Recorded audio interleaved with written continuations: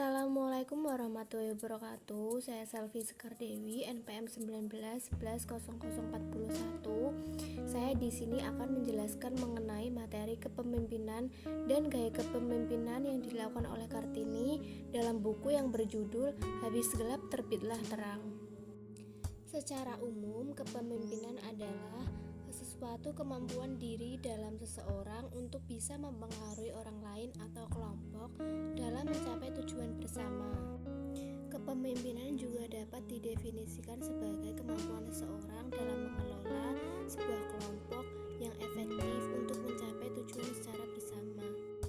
Nah, tujuan dari kepemimpinan adalah yang pertama, untuk membantu terciptanya iklim sosial yang baik, untuk membantu kelompok dalam menciptakan prosedur-prosedur kerja, dan untuk memberikan kesempatan kepada kelompok untuk bisa belajar dari pengalaman.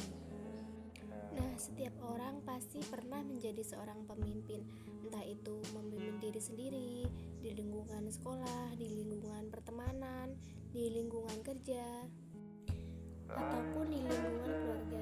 Dan momen tersebut akan membantu kita untuk memunculkan bagaimana sih gaya kepemimpinan pada diri kita.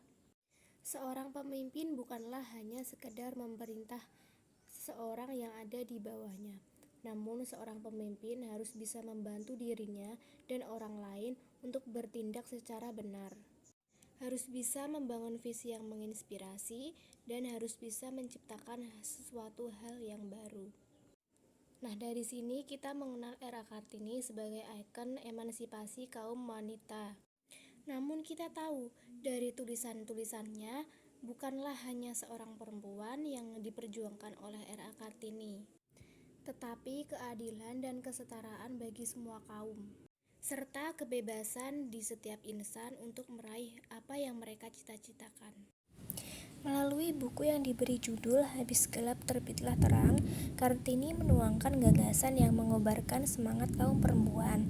Semangat yang disuntikan Kartini ini menjadi penting mengingat banyaknya penghalang bagi kaum perempuan untuk merealisasikan potensinya dalam mencapai suatu atau menjadi pemimpin di bidangnya. Meski secara potensi, perempuan tidak kalah dari kaum laki-laki. Semasa hidupnya, Kartini ingin sekali menjadi guru dan sangat ingin melanjutkan pendidikan di Belanda, namun semua itu tidak sempat. Kartini memang tidak sempat menempuh pendidikan di negeri Belanda maupun di Batavia, tapi berkat kegigihan dan dukungan dari orang-orang yang di sekitarnya, ia dapat mendirikan sekolah bagi kaum perempuan yang sangat ia cita-citakan. Di sana, ia mengajari anak-anak perempuan membaca dan menulis, serta keterampilan-keterampilan dasar yang lain. Meski Kartini sudah tiada, namun semangatnya terus ditularkan dan menyebar luas sehingga setelah sekolah wanita di Rembang, ada banyak sekolah anak-anak perempuan yang didirikan di tempat lain. Nah, dari sini, sifat teladan Kartini yang bisa kita lakukan di masa kini yaitu berani, mandiri, cerdas, dan berwawasan luas, inspiratif, dan pemberdayaan perempuan. Nah, sebagai perempuan harus mampu menunjukkan jati diri sebagai perempuan dan sebagai pemimpin. Tidak perlu meniru seperti laki-laki, tapi juga tidak malu menunjukkan kelembutan sebagai wanita untuk situasi tertentu. Nah, seperti petikan kata Kartini yang dipersembahkan untuk semua wanita di negeri ini. Banyak hal yang bisa menjatuhkanmu, tapi satu-satunya hal yang benar-benar dapat menjatuhkanmu adalah sikapmu sendiri.